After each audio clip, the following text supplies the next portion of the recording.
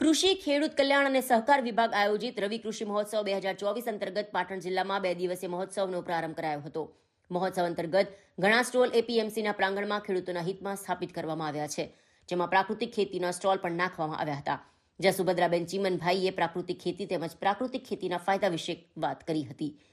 પાટણ તાલુકાના આંબાપુરા ગામના વતની સુભદ્રાબેન ચીમનભાઈએ જણાવ્યું કે અમે ગાય આધારિત પ્રાકૃતિક ખેતી કરીએ છીએ।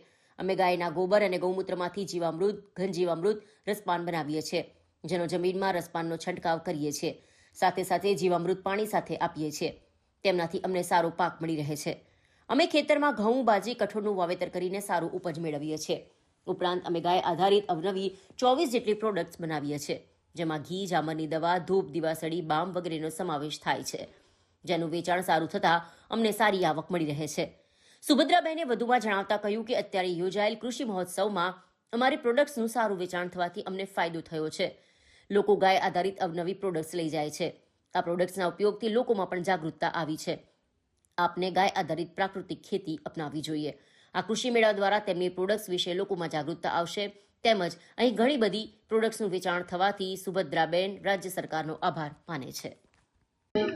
મારું નામ છે સુભદ્રાબેન ચીમનભાઈ, મારું ગામ છે આંબાપુરા નોરતા તળપ, અને અમે ગાયો રાખીએ છીએ। ગૌશાળા અમારી બની છે અને અમે પ્રાકૃતિક ખેતી કરીએ છીએ।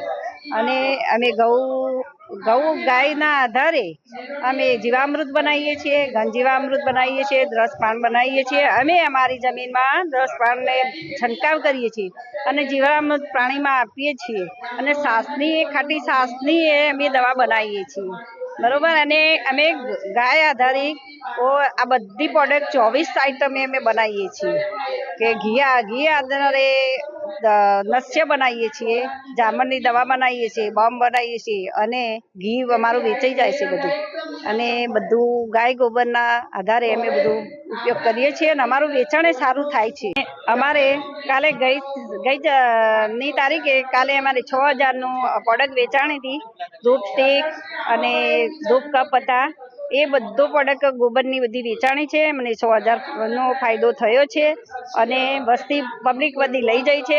પબ્લિકને જાગૃતતા આવી છે તો ગાય રાખીને આપણે એક વીઘો જમીન વાવીને અને સારી વસ્તુ ખાવી, ઝેરવાળી વસ્તુ ખાવી નહીં, અને જીવામૃત આપીને ખાતર નાખીને કઠોળ વાવવું, ઘઉં વાવવા અને બાજરી વાવી, અને એ બધું વાવીને સારું વસ્તુ ખાવું, એટલે વસ્તીને જાગૃત થયું છે અને પબ્લિક આવીને વસ્તુ એ બહુ લઈ જાય।